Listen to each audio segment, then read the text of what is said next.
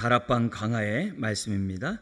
우리 한 부분 읽겠습니다. 8절에서 21절까지 우리 한 절씩 교도하도록 하겠습니다. 요한복음 14장 8절. 빌립이 이르되 주여 아버지를 우리에게 보여주옵소서 그리하면 족하겠나이다.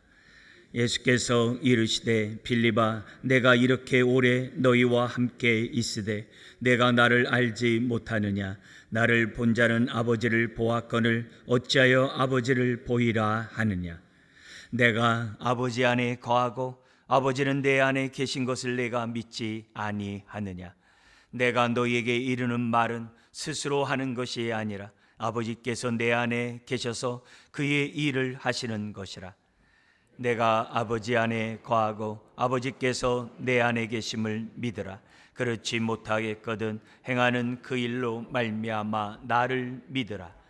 내가 진실로 진실로 너희에게 이르노니 나를 믿는 자는 내가 하는 일을 그도 할 것이요 또한 그보다 큰 일도 하리니 이는 내가 아버지께로 감이라. 너희가 내 이름으로 무엇을 구하든지 내가 행하리니 이는 아버지로 하여금 아들로 말미암아 영광을 받으시게 하려 함이라. 내 이름으로 무엇이든지 내게 구하면 내가 행하리라. 너희가 나를 사랑하면 나의 계명을 지키리라. 내가 아버지께 구하겠으니 그가 또 다른 보혜사를 너희에게 주사 영원토록 너희와 함께 있게 하리니 그는 진리의 영이라. 세상은 능히 그를 받지 못하나니 이는 그를 보지도 못하고 알지도 못함이라. 그러나 너희는 그를 아나니 그는 너희와 함께 거하시며 또 너희 속에 계시겠음이라. 내가 너희를 고아와 같이 버려주지 아니하고 너희에게로 오리라. 조금 있으면 세상은 다시 나를 보지 못할 것이로되 너희는 나를 보리니 이는 내가 살아있고 너희도 살아있겠음이라. 그날에는 내가 아버지 안에 너희가 내 안에 내가 너희 안에 있는 것을 너희가 알리라.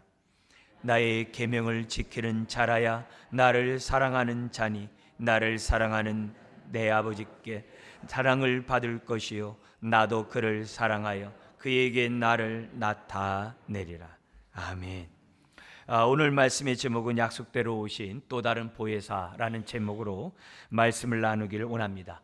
우리가 다 읽지 않았습니다만 앞으로 며칠 동안 요한복음 14장에서부터 16장까지 나와 있는 다락방 강화라고 합니다. 다락방에서 마지막 제자들에게 나눴던 이 설교의 말씀을 가지고 성령님에 관한 하나님의 말씀을 우리가 배우고자 합니다. 지금 우리 주님께서 이 14장의 말씀을 하시게 된 여러 가지 이유는 다른 게 아니라 14장 1절에 있는 이유 때문이었습니다. 너희는 마음에 근심하지 말라. 하나님을 믿으니 또 나를 믿으라. 제자들이 근심 가운데 있었어요. 왜냐하면 예수님이 하나님께로 가겠다 그랬거든요. 자신들을 떠나가시겠다 그랬거든요. 그것뿐만이 아니라 제자들은 성만 찬양하면서 정말 이상한 얘기를 들었어요. 너희들 중에 하나가 나를 팔리라. 그리고 너희들이 다 도망가리라. 심지어는 베드로에게 3번 나를 부인하리라. 이런 얘기들을 성만 찬양하면서 제자들이 예수님의 말씀을 들으니까 마음이 뒤숭생숭한 거예요. 무엇보다도 주님이 십자가에 죽으시고 자신을 떠나 하나님께로 간다고 하니까 제자들의 마음이 보통 불안한 게 아니에요. 심지어는 근심 가운데 제자들이 있었다는 거죠. 그래서 그런 자들을 위로하고 또 그들에게 더욱더 하나님을 믿고 자신을 믿게 하도록 하기 위해서 우리 주님께서는 이처럼 요한복음 14장 이하의 다락방의 설교를 제자들에게 하신 겁니다. 그런 설교를 하시면서 우리 주님은 성령님에 관한 이 말씀 또한 지속적으로 하세요. 성령 강림절을 맞이해서 우리에게 임하신 성령님이 어떤 분이시고 그분이 어떤 일을 행하시는지 우리 안에서 우리가 요한복음을 통해서 예수님이 가르쳐준 직접 가르쳐준 이 요한복음 14장 이하의 말씀을 통해서 우리가 성령님에 대해서 알아가고 또 우리들의 믿음이 보다 더 견고하고 또 하나님의 뜻 가운데 살아가는 저와 여러분들이 되어야 될 줄 믿습니다. 무엇보다도 성령님이 오셔야지만 예수님의 구원의 사건이 완성이 돼요. 예수님이 저와 여러분들을 위해서 십자가에서 죽으시고 3일 만에 부활하셨어요. 그리고 승천하셔서 하나님 보좌 우편에 계세요. 저와 여러분들의 죄를 위하여 십자가에 죽으셨어요. 얼마나 놀라운 구원의 사건입니까? 그런데 성령님이 오시지 않으면 다 물거품이 돼요. 왜냐? 아무도 예수님이 우리의 죄를 위해 죽으셨다는 사실을 믿을 자가 없기 때문에. 예수님이 부활하신 것을 믿는 자에게 죄 없다함을 받는, 의롭다함을 받는 이 사건을 깨닫고 믿을 자가 한 사람도 없기 때문에. 그래서 구원의 사건은 예수님의 십자가와 부활로 끝나는 게 아니라 성령님이 오셔야지만이 구원의 사건이 종결되는 거예요. 우리가 십자가를 믿고 정말 부활을 믿을 수 있는 모든 것은 성령님이 나와 함께하기 때문에 깨닫고 믿는 거예요. 그래서 예수 그리스도를 믿는 모든 사람들은 성령 받지 않으면 안 돼요. 성령이 함께하지 않으면 안 돼요. 심지어 내가 예수 그리스도에 대한 십자가의 그 사랑을 아무리 전해도 성령이 함께하지 않으면 믿을 자가 없어요. 우리가 이처럼 예배를 드리면서 하나님의 말씀을 들어도 성령님이 함께하지 않으면 이 말씀이 아멘이 안 돼요. 내 것이 안 돼요. 그래서 우리들이 예배를 드릴 때마다 하나님께 기도하죠. 성령님을 통해서 들을 귀를 달라고, 깨닫게 해달라고, 믿게 해달라고. 우리가 기도하면서 하나님의 말씀을 듣죠. 왜요? 성령이 없이는 안 되기 때문에. 성령님이 오셔서 행하는 수많은 일들이 많아요. 왜? 하나님이니까. 성부 하나님이 계획하고 성자 하나님이 이루셨던 모든 구원의 사건들을 성령님이 우리들에게 다 적용시키고 믿게 하고 그 안에 살도록 오셨기 때문에 성령님이 하시는 일들은 너무 많아요. 그러나 본질적으로 성령님이 이 땅에 오신 목적을 우리가 성령 강림절을 통해서 분명히 깨닫고 우리들이 확신 가운데 거해야 한다는 거죠. 무엇보다 성령님이 이 땅에 오신 이유는 예수님을 저와 여러분들에게 알게 하고 믿게 하고 사랑하게 하고 그분과 하나 되도록 하기 위해서 성령 오셨어요. 성령님은 예수님을 증언하기 위해서 오신 분이에요. 예수님을 밝히 증거해서 저와 여러분들이 알고 믿을 수 있도록. 그래서 성령님은 예수님을 드러내세요. 성령님은 예수님을 영화롭게 해요. 그게 성령이 오신 목적이에요. 우리가 성령 받았다, 성령 충만하다고 하면서 나를 통해서 아무리 은사와 막 죽은 자를 살리고 산을 옮길 만한 능력이 있어도, 심지어 남을 위해서 자기 목숨을 내어줄 만한 사랑이 있어도, 그만한 자기가 사랑이 있다 하더라도 나를 통해서 예수님이 드러나지 않으면 그건 거짓이에요. 거짓이에요. 아무리 우리 교회가 성령 충만하다 말을 하더라도 우리 교회를 통해서 예수님이 드러나지 않으면 거짓이에요. 성령님이 이 땅에 오신 목적은 예수님을 영화롭게, 예수님을 밝히 드러내서 저와 여러분들이 예수님을 믿도록 하기 위해서, 그 안에 거하기 위해서 성령님이 오셨다는 사실을 저와 여러분들이 잊어서는 안 돼요. 잊어서는 안 돼요.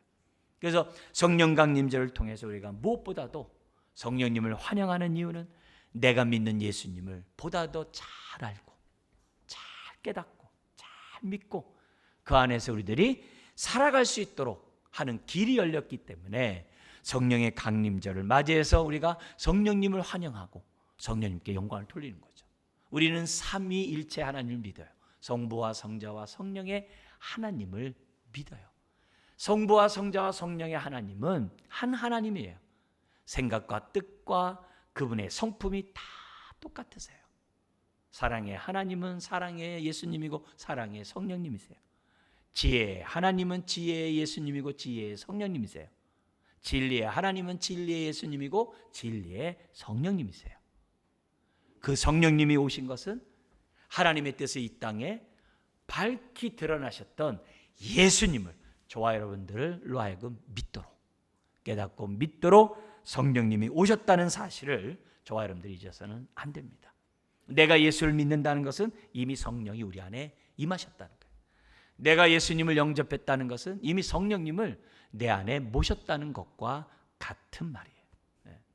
여러분도 잘 아는 로마서 8장이 있어요. 자유장이죠. 복음으로 말미암아 우리가 자유케 됐다고 하는 너무 중요한 로마서 8장이 있어요. 우리가 암송도 하고 우리가 그 말씀을 믿고 있는데, 거기 그 8장 9절에 보면은 이런 말씀이 있어요.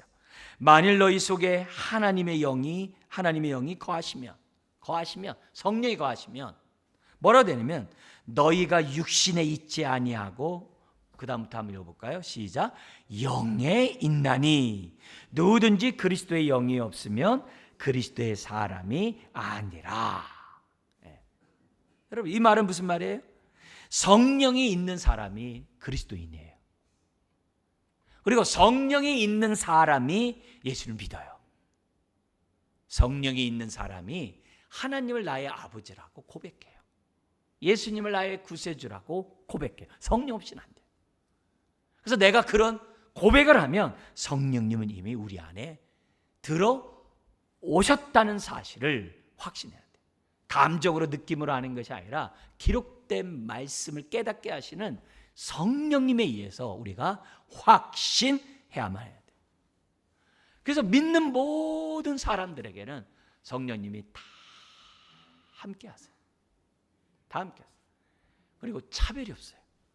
누구에게나 차별이 없는 게 성령님이에요. 누구에게는 막 그냥 막 온전하게, 누구에게는 덜 온전하게 임하신 분이 아니에요.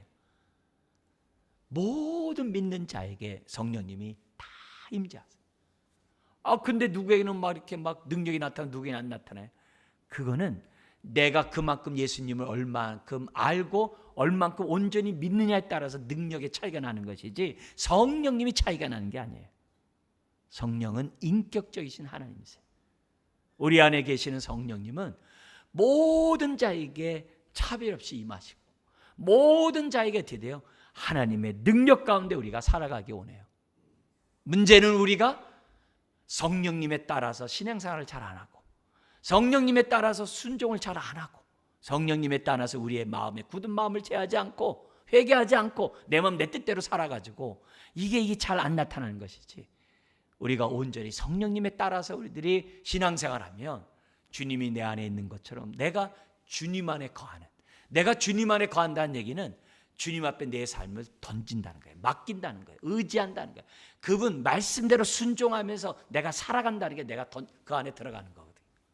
주님은 우리 안에 들어가겠어요. 문제는 내가 주님 안에 안 들어가려고 그래요. 믿음 생활을 안 하려고 그래요. 말씀에 순종을 안 하려고 해요. 그러니까 주님과 우리가 하나 되지 않는 이런 일들이 벌어지는 거예요. 여러분, 성령은 노력으로 받는 게 아니잖아요. 은혜로 값없이 받는 선물이잖아요. 구원이 은혜인 것처럼, 선물인 것처럼 성령도 믿는 자에게 선물로 임하시거든요. 중요한 건 우리가 얼마만큼 우리와 함께하는 성령님을 아느냐.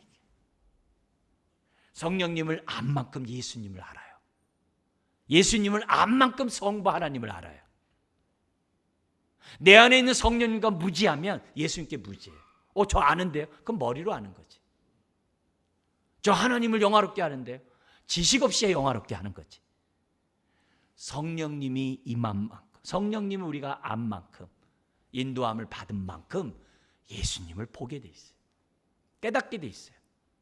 성부 하나님을 우리가 드디어 그 이름에 합당한 예배를 드릴 수 있는 거죠. 사도행전 2장에 오순절날 성령 강림이 하신 다음에 제자들이 다 불을 받잖아요. 불을 받고 하나님의 큰 일을 찬양하는 일이 벌어지게 됩니다. 그러자 사람들이 술 취했다라고 낮에서부터 대낮부터 무슨 술 찬양 막 그랬지만 그건 유대인들이나 그랬지. 그렇게 얘기하죠. 오순절을 지키기 위해서 저 지중해 연안에 있는 그 각양에 있는 사람들이 들을 땐 깜짝 놀란 거예요. 왜냐면은 그들이 막 술 취해서 막 그냥 막 방언을 얘기하는 것처럼 하는데 무슨 말 알지 못하는 말을 막 횡설수설하는 줄 알았는데 자기네 모국어로, 에디오피아에서 온 사람은 자기 나라 말로, 로마에서 온 사람은 자기네 라틴어 말로, 이런 식으로 자기네가 사용했던 그 도시의 언어로 하나님의 영광을 찬양하고 있는 거예요. 그러니까 우리가 어떻게 해야 성령을 받느냐? 우리는 성령을 받아야 된다는 이 얘기에 대한, 구약에 대한 예언을 잘 모르기 때문에 그게 감흥이 없어요. 그러나 유대인들은 성령이 임하면, 이 성령이 임하신다는 이 사실을 구약에 이미 예언되어 있고, 요엘 선지자를 비롯해 가지고 그 성령이 임하면 이 세상이 하나님 나라로 임할 것이라는 간절한 기대와 소망이 메시아와 함께 기다리고 있었거든요. 그러니까 성령이 임해서 이렇게 얘기하는 그 말을 딱 들었을 때 사람들이 우리가 어떻게 하면 성령 받냐고. 그러니까 베드로가 회개하고 너희들이 예수를 믿으면 성령 받으리라. 그러니까 그날에 3,000명, 그 다음에 또 5,000명이 집단적으로 하나님 앞에 나오는 그런 놀라운 역사가 나타나게 되죠. 자, 그런데 베드로가 회개하고 예수를 믿으면 성령 받는다고 하면서 그 사도행전 2장 38절에 그 말씀과 38절 바로 그 뒷구절이 39절에 이런 말씀이 있어요. 뭐라고 되어 있냐면은 이 약속은 이렇게 되어 있어요. 이 약속은, 그러니까 너희가 예수의 이름으로 세례를 받고 제사를 받으면 그러면 성령을 받으리라 하면서 뭐냐면은 39절에 이 약속은 이렇게 되어 있어요. 회개하면 성령 받게 되는 게 하나님의 약속이에요. 이 약속은 너희와 너희 자녀와 모든 먼데 사람 곧 우리 하나님이 얼마든지 부르시는 자들에게, 저와 여러분들에게 하신 것이라 하고, 이렇게 돼 있어요. 이스라엘 사람만이 아니라 누구든지 회개하고 세례를 받는 모든 자들, 그런 자들에게 이 약속이 응하리라고. 그 증인이 오늘 저와 여러분들이 이 자리에 나와서 예배하고 있다는 거죠. 그래서 우리가 성령 강림절을 통해서 우리가 성령님을 보다 더 알고, 보다 더 친밀하고, 우리 안에 계시는 성령님을 근심케 하고, 성령님을 무시하고, 성령님을 배척하고, 성령님에 거역하는 삶을 사는 게 아니라 우리와 함께 하시는 그 성령님을 사랑하고 존경하고 그분과 친밀해지고, 그분이 나에게 주의 말씀을 기억나고 생각날 때마다 순종하고, 성령님과 동행하는 저와 여러분들이 돼야만 한다는 거죠. 자, 그런 가운데 우리 가운데 계시는 성령님이 누구냐? 요한복음 14장서부터 예수님이 성령님에 대해서 우리에게 알게 하세요. 오늘 우리가 21절까지 말씀을 통해 성령님을 배우겠는데요, 우리가 무엇보다도 예수님 우리에게 알려주는 성령님은 어떤 분이냐? 첫 번째가 16절에 있습니다. 16절 우리 같이 한번 읽겠습니다. 내가 아버지께 구하겠으니 그가 또 다른 보혜사를 너희에게 주사 영원토록 너희와 함께 있게 하리니. 지금 성령님에 대해서 첫 번째 뭐라고 그러냐면 또 다른 보혜사래요. 성령님을 또 다른 보혜사, 보호하고 은혜를 베풀고 사는 가르칠, 교사 사자거든요. 가르치는 그런 보혜사라고 얘기해요. 또 다른 보혜사라고 얘기하는데 우리가 읽지 않았습니다만 17절 상반절에 뭐라고 되어 있어요?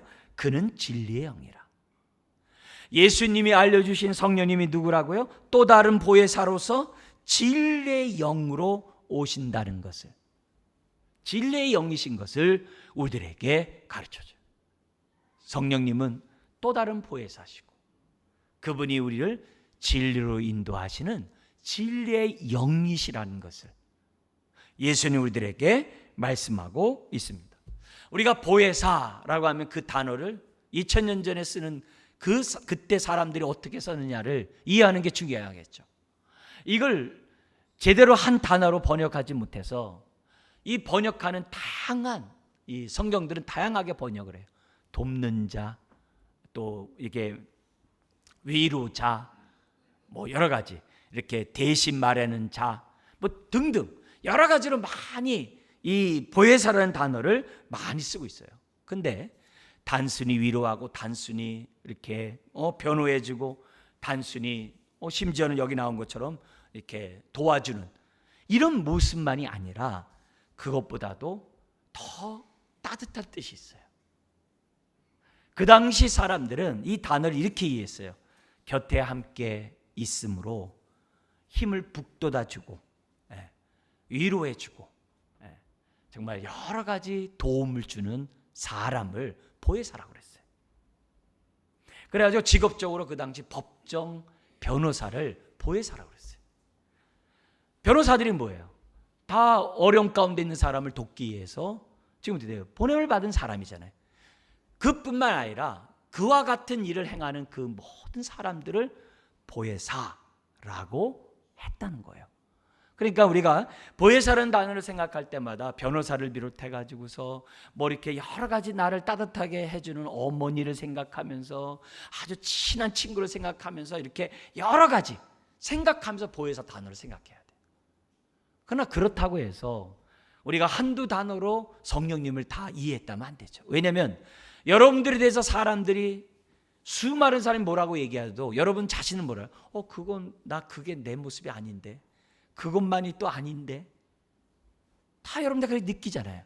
성령님에 대해서 우리가 뭐라고 얘기해도 한두 단어로 설명할 수 있는 분은 아니에요. 그러나 예수님이 우리에게 그 당시 사람들에게 사용했던 언어는 곁에 함께함으로 위로해주고 도와주고 여러모로 우리의 힘을 북돋아주는 그런 단어를 성령님에게 사용했다는 사실을 기억하셔야 돼요.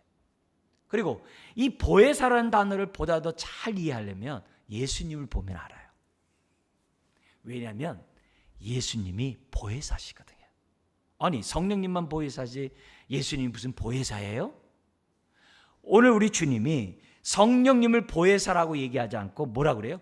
또 다른 보혜사라고 그랬어요. 또 다른 보혜사라는 얘기는 무슨 말이에요? 보혜사가 있다는 얘기예요. 보혜사가 있기 때문에 또 다른 보혜사라고 그러죠. 그러면 이 또 다른 내 보혜사 누구겠어요? 성령님하고 누가 또 보혜사겠어요? 예수님이에요. 그러면 예수님의 선한 목자로서 양들을 찾아오시고 위로하시고 죄인과 세리와 함께 식사하면서 교제하고 정말 잃어버린 영혼들을 찾아 나서고 행하는 그 모든 게 다 뭐예요? 보혜사예요. 그게 보혜사예요. 그래서 예수님이 보혜사로서 우리에게 와셨어요. 근데 이분이 지금 어떻게 돼요? 죽으시고 부활하시고 끝나는 게 아니라 지금 승천하셔야 하면 어떻게 돼요? 우리 예수님 만나려면 저기 이스라엘로 가셔야 돼요. 아니면 저쪽에 유럽에 가 있으면 그쪽으로 가야 돼요. 그게 아니라 각자의 심령에 영으로 들어오시기 위해서 승천하셔야 되는 거거든요. 그러니까 예수님이 보혜사로서 이 땅에 사역하시다가 승천하시고 또 우리에게 어떻게 돼요? 또 다른 보혜사를 우리에게 보내주셔서 함께 하시는 거예요. 함께 해서 뭐 하겠어요? 예수님이 행하셨던 사역을 계속 이루시면서 우리를 갖다가 우리 곁에 서서 위로하시고 힘을 북돋아 주시고 함께 하시는 사역을 하시는 거죠. 그러기 위해서 우리 주님은 또 다른 보혜사를 달라고 하나님께 기도했다. 그러면 예수님이 보혜사라는 증거가 어디 있느냐? 요한복음을 쓴 사람이 요한 1, 2, 3서 계시록을 썼어요. 거기 요한 1서 2장 1절에 보면 예수님이 보혜사라고 기록되어 있어요. 그래서 그 구절을 여러분들에게 읽어드린다면 요한 1서 2장 1절에 이런 얘기 있습니다. 나의 자녀들아 내가 이것을 너희에게 쓰면, 요한 1서는요 1장에서 또 5장까지 성경을 기록한 목적이 기록되어 있어요. 그래서 여러분들이 성경을 읽으면서 1장에서 또 5장에 나와 있는 내용을 먼저 알고 성경을 읽으면 성경을 쓴 목적이 나에게 그대로 응해요. 그 가운데 요한일서 2장 1절에 왜 성경을 썼느냐? 그렇게 기록되어 있어요. 너희로 죄를 범하지 않게 하려 함이라. 범죄하지 말라고. 그런데 우리가 육체를 입고 있는 한 우리는 정과 욕심 가운데 옛사람으로 범죄할 수밖에 없는 연약한 자예요. 성령이 오셔서 우리와 함께 하신 그 이유가 이 기록된 말씀을 통해서 죄를 범하지 않도록 한다는 거예요. 그러나 그럼에도 불구하고 범죄했을 경우 그 다음 구절에 같이 한번 읽어볼까요? 만일 누가 죄를 범하여도 아버지 앞에서 우리에게 대언자가 있으니 곧 의로우신 예수 그리스도라. 근데 그 대언자라는 그 글자 위에 숫자가 있잖아요. 그 숫자 밑에 따라가면 뭐가 나와요? 보혜사라고 되어 있어요. 왜 그러냐면 보혜사란 단어를 똑같은 단어인데 여기서 대언자로 해놨어요. 그러면 보혜사로서, 보혜사인데 왜 대언자로 했느냐? 기능 때문에 그래요. 보혜사의 한 기능 뭐냐면, 내가 범죄를 하면, 예수 믿는데 범죄를 하면 사탄이 하나님께 참소해요. 아무개가 이런 죄를 범했습니다. 하나님을 믿노라 하면서 하나님의 이름을 먹칠하고 자기 멋대로 불순종했습니다. 이렇게 범죄한 자를 가만 내비둡니까? 의로우신 하나님이 심판하셔야죠. 혼내줘야죠. 벌 내리셔야죠. 이렇게 마귀가 참소를 해요. 그러면 하나님이 그것을 들으면 어떻게 돼요? 당연히 범죄한 걸 아니까 어떻게 돼요? 죄에 따라서 형벌을 내리겠죠. 정죄하고 형벌을 내리겠죠. 벌을 내리겠죠. 그런데 그때 딱 보좌 우편에 계시는 우리 주님이 보혜사로서 무슨 일을 하느냐? 대언의 역할을 해요. 무슨 대언의 역할을 하느냐? 이 아무개가 내가 자신의 죄를 위해 십자가에 죽으셨다는 것을 믿고 있습니다. 이 사람이 하나님이 대속의 십자가의 사건을 믿는 자에게 죄사함 받게 하고 의롭다함 받겠다고 하시지 않았습니까? 그 말씀대로 내가 전했는데 이 사람이 믿고 있습니다 라고 대언해 주는 거예요. 그러면 지금도 우리가 뭐예요? 돈을 내고 보석금 내고 나오는데 주님의 핏값으로 단번에 영원히 완전히 우리의 죄를 도말했는데, 우리 주님이 그렇게 대언을 옆에서 해주면 어떻게 돼요? 변호사 역할을 해주면 어떻게 돼요? 하나님 뭐 어떻게 해야 돼요? 그 죄에 대해서 정죄합니까? 안 하죠. 정죄를 안 하면 뭐가 없어요? 형벌이 없죠. 보혜사로서 대언자의 역할을, 변호사의 역할을 한단 말이에요. 근데 그가 누구라고? 의로우신 예수 그리스도시라. 아멘. 예수님이 보혜사로서 이 땅에 왔어요. 보혜사 뜻이 뭐예요? 하나님이 우리를 위로해 주고 함께하라고 보냄을 받은 분이 보혜사예요. 근데 그분이 이 땅에 사역을 하다가 지금 뭐예요? 하나님께로 가세요. 그러면 우리들 고와 같이 내버려 두면 안 되잖아요. 근심 걱정 가운데 두려움 가운데 살게 하도록 하면 안 되잖아요. 그러니까 어떻게 돼요? 성령님이 오셔서, 어떤 성령님? 보혜사 성령님이 오셔서 우리를 평안하게 하고 담대하게 하고 하나님의 뜻 가운데 살아가도록 역사하신다는 것을 우리에게 보여줘요. 여러분, 예수님이 지금 기도를 하는데 뭘 기도하냐? 이 보혜사, 또 다른 보혜사가 우리에게 임하게 달라고, 근심 가운데 있는 제자들에게 임하게 달라고 기도를 해요. 왜? 그래야 대속의 십자가의 사건이 완성이 되고, 그래야 저와 여러분들이 예수님을 잘 믿고 주님이 내 안에 있는 것처럼 내가 주님 안에 있는 하나됨을 이루는 믿음의 사람이 될 수 있기 때문에 성령님이 이 땅에 오셔야만 한다는 거죠. 자, 그런데 보혜사 성령님이 이 땅에 오시는 그것이 단순히 나를, 근심 가운데 있는 나를 위로하게 오셨을까요? 그거는 지엽적인 거죠. 지엽적인 거죠. 지엽적인. 본질적이고 핵심적인 게 뭐라고요? 예수님의 십자가와 부활이 무엇인지 저와 여러분들에게 깨닫고 알리고 믿고 그 믿음 가운데 살아가도록 성령님이 이 땅에 오셔야만 하는 거예요. 그래서 성령님이 오셔야, 오시지 않으면 예수님은 우리들이 알 길이 없고 믿을 길이 없다는 사실을 기억하셔야 돼요. 그래서 여기에 또 다른, 이럴 때 이 다른이 저와 여러분들 같이 이렇게 다른, 그런 다른 단어를 쓴 게 아니에요.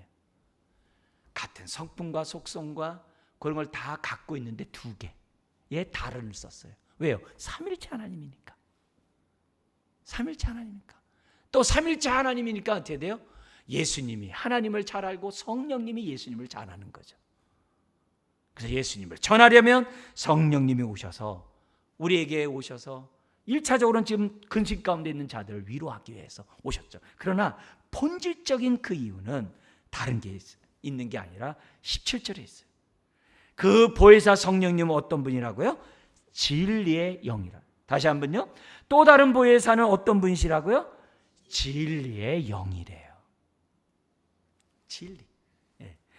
진리의 영으로서 지금 이 땅에 오셨다. 그래서 우리가 이 진리라는 단어를 저와 여러분들이 잘 아셔야 돼요. 우리가 진리의 영이 오셔서 우리를 진리 가운데로 인도한다. 진리이신 예수님에게로 인도한다. 이렇게 다양하게 우리들이 사용하고 있습니다. 근데 이 진리라는 단어를 좀 더 예수님이 어떤 의도로 사용했는지를 알 필요가 있습니다. 그거는 진리의 영의 1차적인 목적은 저와 여러분들이 예수님을 알 수 있도록 증거하시는 거예요. 예수님을 밝히 드러내는 그 역할이 진리의 영의 역할이라는 사실을 잊어서는 안 됩니다. 자, 그러면서 이런 얘기를 합니다. 여러분, 성령님이 오셔야 제자들처럼 지금 육으로 예수님을 보는 게 아니라 영으로 보게 돼요. 지금 왜 이 얘기를 했어요? 빌립이라는 제자가 우리에게 하나님 좀 보여주세요. 그럼 믿겠습니다. 그러니까 예수님이 그랬어요. 우리 9절 이하에 뭐라 그랬어요? 14장 9절에 나를 보아놓고 본 자는 아버지를 보았거늘 어떻게 해서 아버지를 보라고 하느냐? 이런 얘기를 해요. 그러니까 빌립은 예수님과 3년 동안 같이 있으면서도 하나님을 못 본 거예요. 하나님 못 본 거예요. 그러니까 빌립이 어떻게 돼요? 예수님에게 묻는 거죠. 하나님 보여주면 믿겠습니다. 왜냐하면 14장 1절에 하나님을 믿으니 또 나를 믿으라 그랬거든요. 그러니까 그 말을 들은 건 있고 빌립은 예수님에게 하나님 보여주면 우리가 좋겠습니다. 그러니까 예수님이 나를 본 자는 아버지를 봤거늘 어째요 보여달라고 하느냐. 이런 얘기를 지금 하고 있는 얘기거든요. 그런 의미에서 예수님이 진리의 영이라는 것은 결국 뭐라는 거예요? 예수님을 육으로 알고 영으로 보게 하기 위해서 성령이 오셨다는 거예요. 그러면 예수님을 통해서 성령님을 통해 예수님을 아는 게 왜 중요하냐? 예수님을 알아야 성부 하나님을 아니까. 그걸 여러분들 잘 기억하고 신앙생활 하셔야 됩니다. 우리가 사도신경을 고백하면서 예배를 시작했어요. 믿사오며 하면서 삼일체 하나님을 믿는다고 그랬어요. 우리가 믿으면서도 그 말에 고백하는 의미를 잘 깨닫고 고백을 해야 돼요. 무엇보다도 성령님은 진리의 영으로 저와 여러분들을 예수님을 인격적으로 알도록 오셨다는 사실을 1차적으로 본질적으로 생각하셔야만 한다는 거죠. 자, 그런 의미에서 이 진리라는 단어를 좀 이해할 필요가 있어요. 우리 진리 그러면 우리 국어사전 참된 이치 그래요. 그죠? 그걸 진리라고 그래요. 참된 이치. 그래서 성경에서는 참된 이치로도 진리를 써요. 이 대표적인 게 어디 있냐면 갈라디아서 2장 5절에 있어요. 바울이 갈라디아 교회를 복음을 전한 다음에 다른 지역에 선교를 갔을 때 거짓 교사가 들어와 가지고 다른 복음을 전해요. 다른 복음을 전하니까 급속도로 갈라디아 교인들이 다른 복음을 쫓는 거예요. 그러자 바울이 갈라디아서 편지를 쓰면서 내가 전한 복음에 다른 복음을 받으면 저주를 받을지어다. 율법을 전해준 천사라 할지라도 저주받을지어다. 이렇게 하면서 거짓 선생을 용납하지 말라고 그래요. 왜냐? 복음의 진리가 너희 가운데 있도록 하기 위함이다 라고 했을 때 복음의 그 진리는 참된 이치거든요. 진짜 지식이거든요. 거기서 그렇게 사용하고 있어요. 그런데 우리가 보고 있는 본문, 우리가 보고 있는 이 본문에서의 진리는 그것만이 아니라 좀 더 깊게 들어가야 돼요. 참된 이치만이 아니라 어디까지 들어가야 되느냐? 예수님께로 들어가야 돼요. 그 증거가 14장 6절이에요. 여기 보세요. 요한복음 14장 6절에 보면은 이런 규절이 있습니다. 같이 한번 읽어볼까요? 예수께서 이르시되 내가 곧 길이요 진리요 생명이니 나로 말미암지 않고는 아버지께로 올 자가 없느니라. 예수님이 자신을 향해서 세 가지 얘기합니다. 나는 길이라고 얘기해요. 진리라고 얘기해요. 생명이라고 그래요. 그래서 나로 말미암지 않고는 아버지께로 올 자가 없다는 거예요. 예수님 외에는 아무도 아버지께로 아버지를 알 수도 없고 아버지께로 갈 자가 없어요.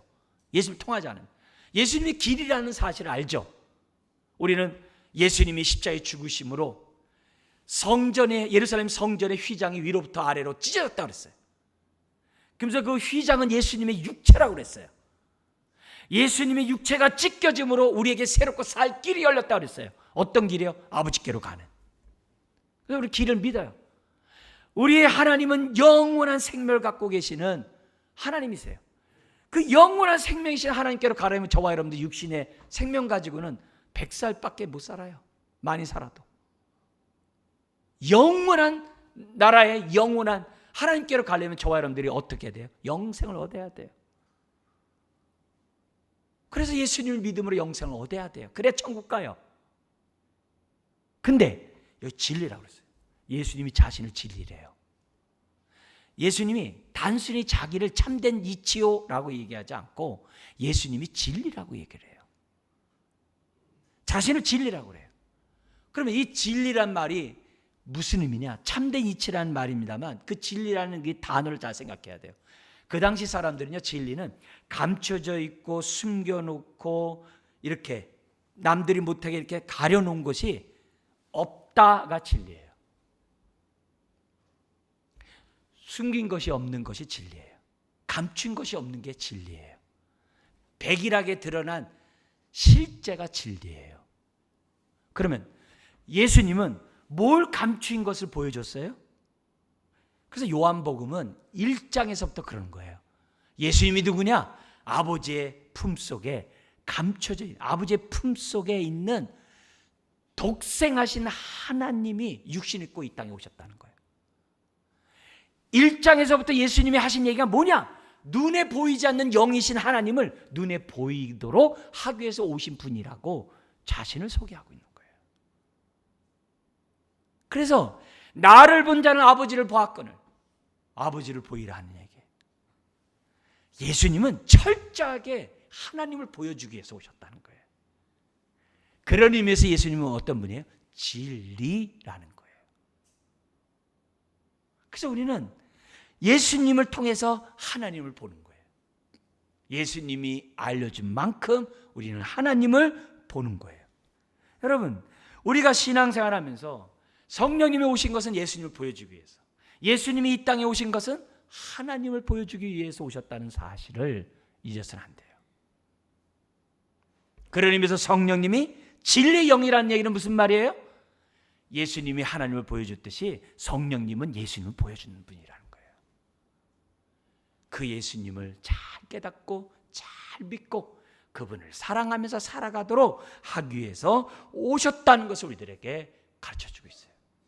자, 진리의 영으로서 우리가 이 말을 좀 더 보강하기 위해서는요, 15장과 16장에 예수님이 성령에 대해서 한 얘기를 보면 좀 더 이해가 됩니다. 15장 26절 한번 보겠습니다.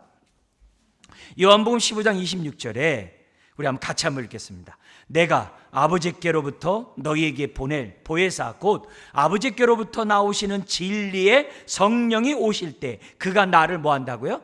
증언하여. 여러분, 증인의 역할은 뭐죠? 보고 들은 것을 말하는 게 증인이에요. 성령님은 증인으로서 증언한대요. 여러분, 16장 요한복음 16장 13절 한번 보세요.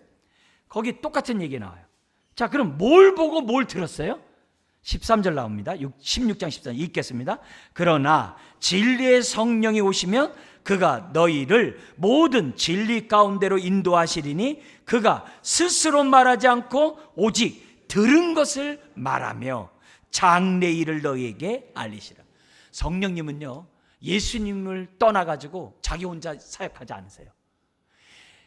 성령님은 자기가 들은 것만 얘기하세요. 융통성이 없네요. 그게 아니라 예수님의 계시가 100% 충분하기 때문에, 예수님이 전한 진리의 말씀이 100% 충분하기 때문에 다른 복음이 필요 없는 거예요. 성령님은 들은 것만 얘기해요. 그러면 예수님은 독자적으로 했을까요? 아니죠.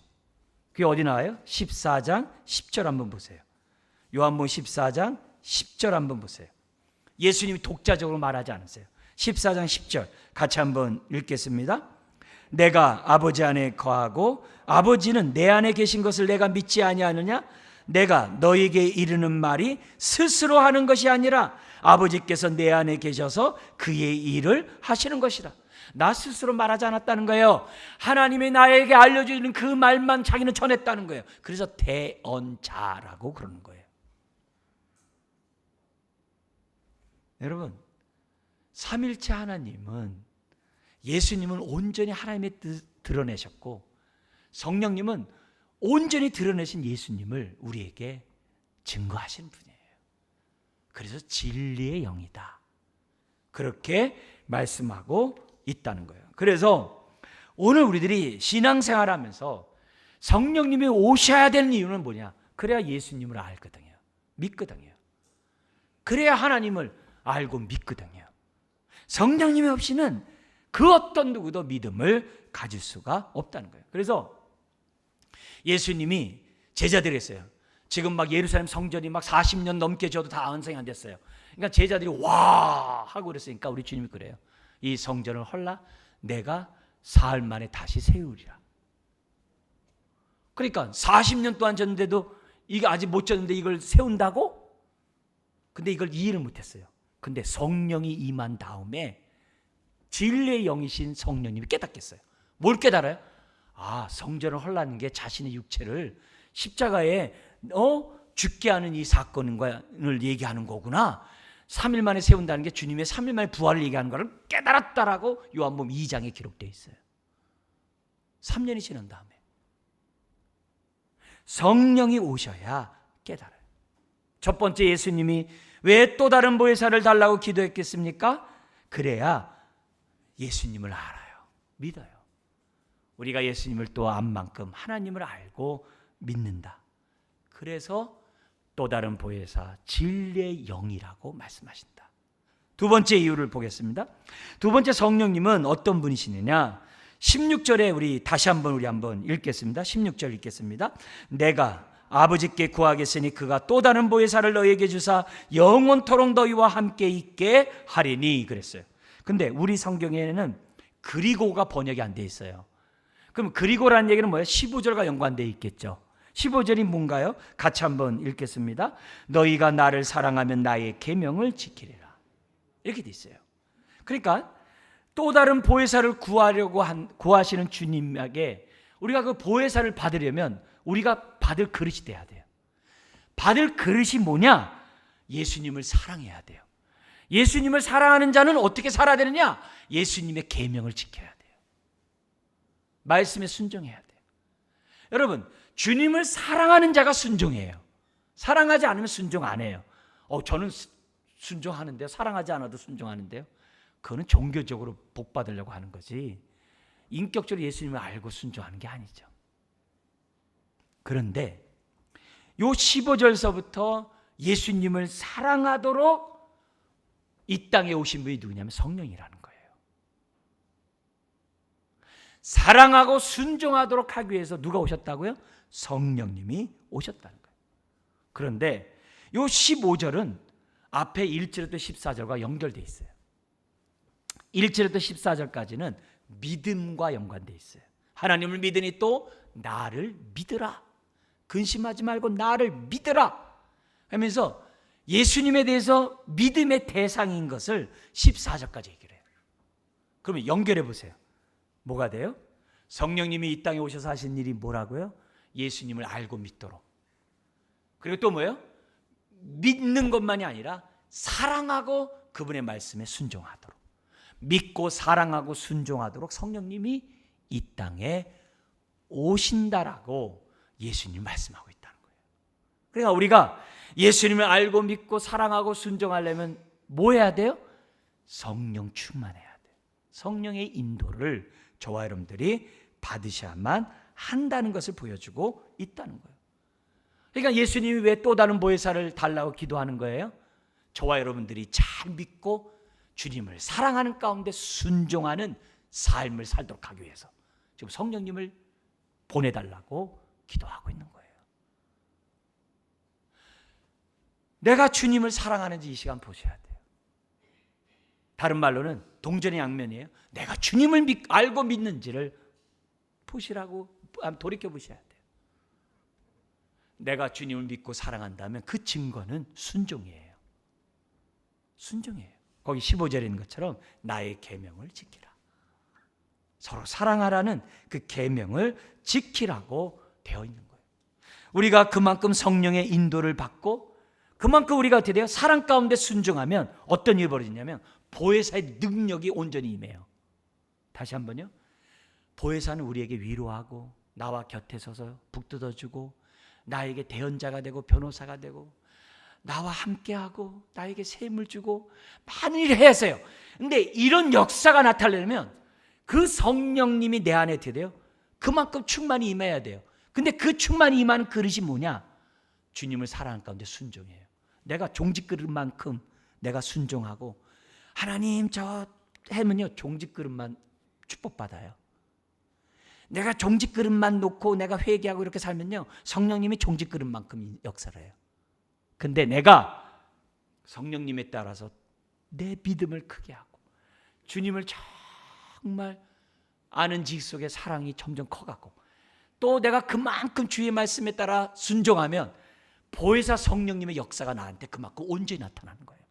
그만큼 주님의 위로가 강같이 주님의 힘이 나를 북돋아주고 주님이 나의 변호사가 되어서 나의 길을 정말 돌봐줄 뿐만 아니라 안내자가 되시고 나에게 정말 이렇게 기쁨이 되시고 친구가 되시고 능력이 되시는 그런 은혜가 있는 거예요. 성경에서는요 보혜사 성령님이 오셔서 하시는 그 일을 은유적으로 많이 설명했어요. 어떨 때는 불같이 임해서 우리의 죄악을 다 태워버리고 어떨 때는 급하고 강한 바람같이 임해가지고 능력 가운데 우리를 갖다가 사로잡아주고 어떨 때는 세미한 음성 가운데 우리에게 위로하시고 정말 우리가 친밀한 교제를 나누게 하시고 어떨 때는 생명수같이 임하셔가지고 내 영혼이 기쁨을 얻게 해주시고 어떤 때는 비둘같이 임해서 나에게 평강을 주시고 성령님의 역사하시는 일들이 다양하게 성경에 기록되어 있어요. 어떤 때는 기름 부음으로 권능 있는 증인이 되게 하시고 막 해요. 근데 이런 능력이 잘 나타나려면 어떻게 돼요? 그릇이 커야 돼요. 어떤 그릇이에요? 주님을 사랑하는 가운데 순종해야 한다는 거예요. 근데 성령님이 오셔서 뭐 한다고요? 그렇게 살게 한다는 거예요. 주님을 사랑하고 순종하도록. 왜요? 그래야 성령님의 그 보혜사의 역사가 예수님이 이 땅에 행하신 그 은혜가 저와 여러분들에게 임하도록. 근데 안타깝게도 성령님의 말에 순종 안 해요. 주님 믿는다고 하면서 자기 다른 거 믿어요.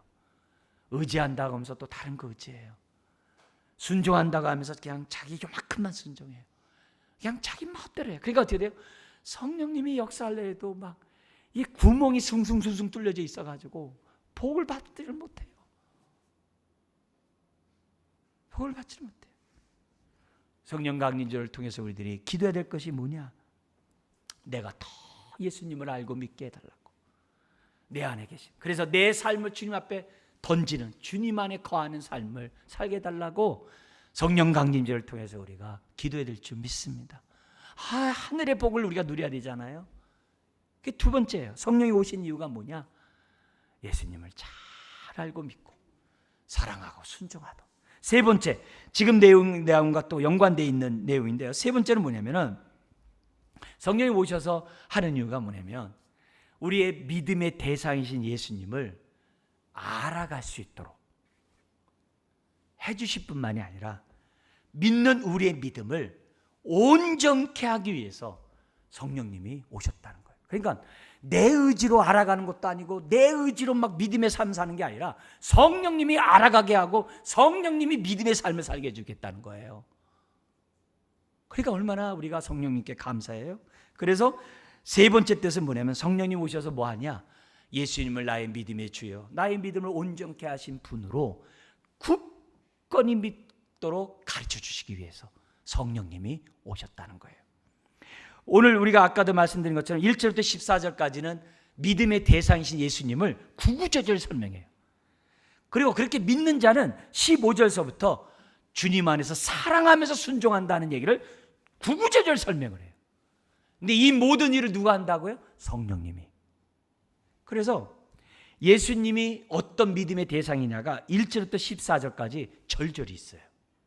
우리 간단히 우리 한두 구절만 좀 본다면은 1절에 뭐예요? 하나님을 믿으니 나를 믿으래요. 하나님과 동등되게 얘기하세요. 하나님 믿는 것처럼 나도 믿으래요. 그리고 3절에 보면은 내가 있는 곳에 너도 있다는 거예요. 우리가 이 자리에 있지만 주님이 지금 어디 있어요? 우리와 함께하는 그런 무소부재도 있지만 보좌 우편에 앉아 있다고 믿잖아요. 그럼 우리는 뭐예요? 보좌 우편에 있는 거예요. 우리 세상에 이런 말이 있어요. 따놓은 당상. 여러분, 그 자리에 주님이 있는 곳에 내가 있는 거예요. 주님이 살아있기에 내가 살 거예요. 영생할 거라고요. 그걸 우리들에게 지금 얘기를 해요. 심지어는 7절 보시면 나를 알면 내 아버지도 알았다라고 얘기를 해요. 이게 얼마나 놀라운 얘기예요. 그죠? 근데 놀라운 얘기가 13절 14절 있어요. 뭐냐면요, 너희가 내 이름으로 무엇이든지 구하면 뭐라고 그래요? 내가 행한다 그래요. 그죠? 14절도 보세요. 내 이름으로 무엇이든지 내게 구하면 뭐라고 그래요? 내가 행하리라. 아니, 하나님은 뭐 하시고? 이건 뭐예요? 그만큼 삼위일체 하나님으로 믿음의 대상이라는 거예요. 이렇게 믿게 한 이유가 뭐냐? 15절 이하. 예수님을 사랑해서 계명대로 삶으로 축복받으라고. 그럼 어떤 축복을 받느냐? 그게 20절 21절에 있습니다. 우리 읽고 우리 마치도록 하겠는데요. 20절과 21절 같이 한번 어떤 축복이 임하는지 한번 곱씹어서 한번 하면서 한번 읽어보겠습니다. 그날에는 내가 아버지 안에 너희가 내 안에 내가 너희 안에 있는 것을 너희가 뭐 한다고요? 알리라. 두 번째요, 나의 계명을 지키는 자라야 나를 사랑하는 자니 나를 사랑하는 자는 내 아버지께 사랑을 받을 것이요 나도 그를 사랑하여 그에게 나를 나타내라. 첫 번째 복이 뭐예요? 너희가 알리라. 안다는 거예요. 예? 안다는 거예요. 두 번째 복이 뭐예요? 내가 너를 사랑한 것처럼 아버지의 사랑을 너가 받게 된다는 거예요. 이런 모든 일들을 이루기 위해서 누가 오셨다? 성령이 오셨다. 그렇다면 이 성령을 우리가 어떻게 해야 될까요? 환영하고 영광 돌려야죠. 그 성령님과 친밀해야죠. 성령님의 음성을 듣고자 해야죠. 성령님이 말씀 기억나게 할 때 우리가 뭐예요? 빨리 순종해야죠. 성령님이 깨닫게 할 때 감사하다라고 하고 빨리 순종해야죠. 그러면 그럴수록 보혜사 성령의 역사가 우리에게 임해서 정말 예수 믿는 것이 즐겁고 근심 중에 정말 우리가 담대할 수 있고 하나님의 위로 속에 인도 속에 우리가 살아갈 줄 믿습니다. 이런 축복이 우리들의 삶 가운데 넘쳐나게 주의 이름 축원합니다. 기도하겠습니다.